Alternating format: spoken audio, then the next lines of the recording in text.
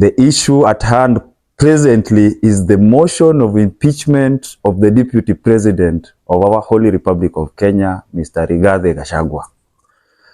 But in conflict resolution, we must go in depth and know the root cause why the Deputy President is under siege. Hii ni anguko la Bwana Rigathi Gachagua. Nini imemfikisha hapa? Mr. Rigathi Gachagua is not a politician by birth. He was an administrator during Moi era. He was a DO in Molo then when there were political clashes. He is not self-made politician, but he is an imposed politician, if I may say. And I have no regret about this. Why do you say he's an imposed politician? He is an imposed politician, being administrator with the structure of Ngao. When talking about Ngao, it is National Government Administrative Officers. During Nyayo era, we used to have 8 provinces. We didn't have devolved counties. Whereas we used to have DCs, DOs, chiefs, assistant chiefs, and village elders. Presently, in devolved function, we still have the structure of administration, Ngao, National Government Administrative Officers, with 8 regional commissioners, 47 sub-counties commissioners, 1,000 chiefs, 10,000 chiefs, and over 109 assistant chiefs, with over 300 village elders. That's the structure of administration where Rigathi used to belong in. But when we talk about politics, we talk about numbers. We talk about social numbers, social contract, and social hierarchy. That's why I'm saying Rigathi Gachagua is an imposed politician. Rigathi, after leaving the administrative work, he became personal assistant to Mr. Uhuru Kenyatta. And as you know, even in Swahili, we do say, ukikalia na waridi, lazima unukie. That's why he got interest and amassed the so-called wealth we are seeing presently. I'll delve into that later. Now that when the UDA was being formed as a political party, there was love lost between the former president Uhuru Kenyatta and Mr. Ruto, who was then deputy president.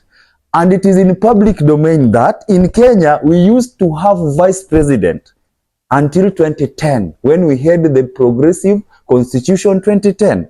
The likes of, we had very smart vice presidents, the likes of Modi Awori, Kalonzo Musyoka, George Saitoti, Musalia Mudavadi. One of the respected politicians I revere, I adore, and I admire to date is Mr. Musalia Mudavadi, his style of politics. But when we ushered in the Progressive Constitution 2010, and don't forget, we've had 3 constitutions since independence. 1963, we had ceasefire constitution between us and the colonists.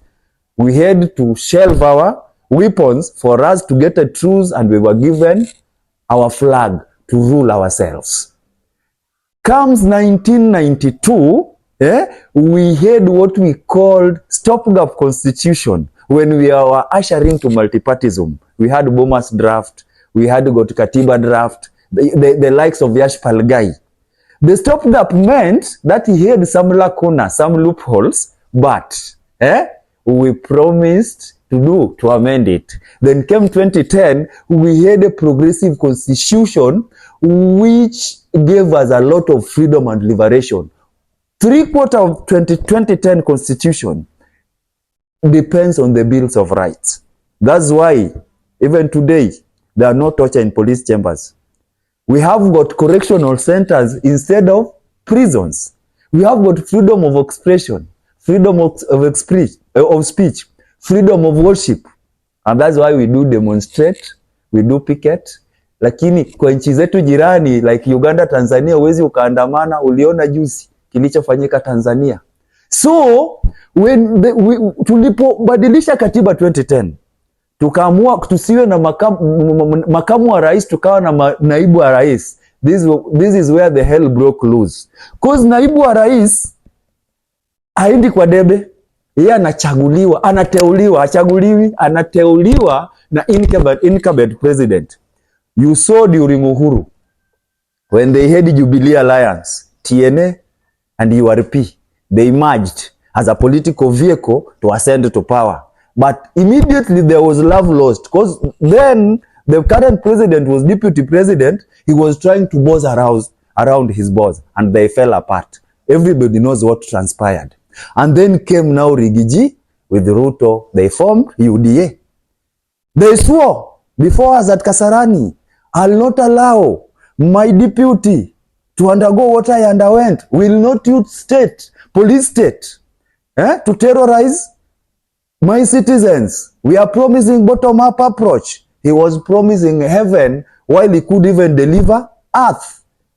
It's 2 years along the line, already everything is torn apart. Where did the rain started beating Rigiji to be under siege today?